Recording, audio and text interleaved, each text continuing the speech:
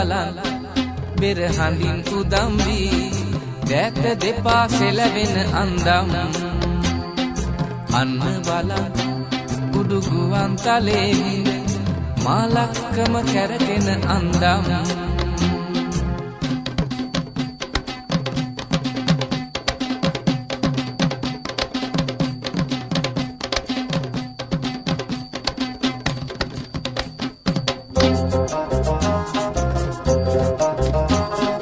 අවුල් හැරෙන් ඉන